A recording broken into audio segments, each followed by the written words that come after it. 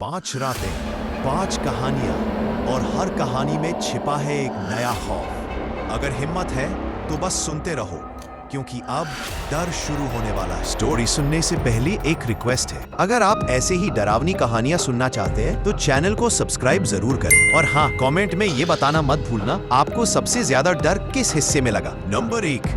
रात के 2:10 बजे थे। सोनम अपने कमरे में बैठकर पुरानी किताबें पढ़ रही थी। अचानक दीवार पर कुछ चमकता हुआ दिखा। वो धीरे से उठी और देखा दीवार पर लाल रंग में लिखा था, मैं अभी जिंदा हूँ। सोनम पीछे हट गई। उसने टॉर्च जलाई, लेकिन लिखावट गायब थी। उसने समझा शायद उसे भ्रम हुआ है, पर हर रात वही लाइन फिर से उभर आती, कभी खिड़की के पास, कभी बिस्तर के ऊपर। एक रात उसने कैमरा ऑन किया रिकॉर्ड करने के लिए, और जो उसने देखा उसकी सांस रुक गई। दीवार पर वही लाइन खुद ब खुद बन रही थी और पीछे एक औरत की परछाई मुस्कुरा रही थी। कुछ लोग मरने के बाद भी अपनी मौजूदगी मिटने नहीं।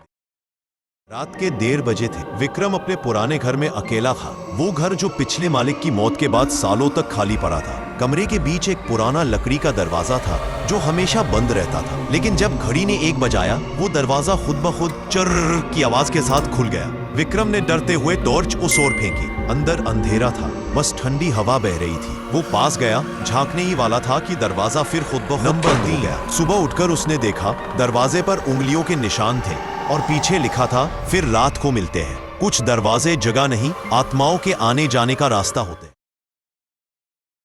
रात के 2 बजे थे। अमन हॉस्टल के अपने कमरे में अकेला था। उसे नीचे वाले कमरे से किसी के कराहने की आवाज आई। धीरे धीरे उसने दरवाजा खोला। सीढ़ियों से नीचे उतरते हुए उसे किसी की परछाई दिखी। वो आदमी जमीन पर बैठा था, चेहरा खून से सना हुआ और आंखें सीधी अमन पर टिकी थी। अमन डर के मारे कांपने लगा। वो कुछ कहना चाहता था, लेकिन आवाज नहीं निकली। जैसे ही अमन पास गया उसने देखा उस आदमी की जुबान सिल दी गई थी, धागे से, टाकों से, पूरी तरह बंद। कहते हैं वो अब भी हॉस्टल में घूमता है, हर उस इंसान की आवाज छीनने जो रात को उसे पुकारता। रात के 12 साढ़े बजे थे। नेहा अपने नए घर में अकेली थी। बाहर हल्की बारिश हो रही थी। कमरे में बस घड़ी की टिक टिक और हवा की सरसराहट। अचानक पीछे से एक धीमी हंसी सुनाई दी। ही। वो मुस्कुराई। शायद टीवी ऑन रह गया होगा, लेकिन टीवी बंद था। हंसी फिर आई, इस बार ज्यादा पास से। वो धीरे धीरे हॉल की ओर बढ़ी।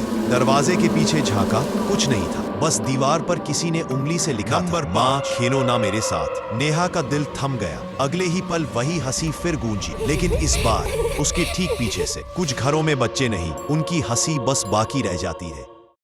कभी अपने कमरे में बिना लौ के जलती हुई परछाई देखी है? रात का सन्नाटा था। आरव अपने कमरे में किताब पढ़ रहा था। अचानक उसे दीवार पर एक परछाई दिखाई दी, लेकिन कमरे में न कोई मोमबत्ती थी, न कोई लौ। वो परछाई धीरे धीरे लाल पीली आग की तरह सुलगने लगी। इसका आकार इंसानी शरीर जैसा था, लेकिन चेहरा पूरा काला।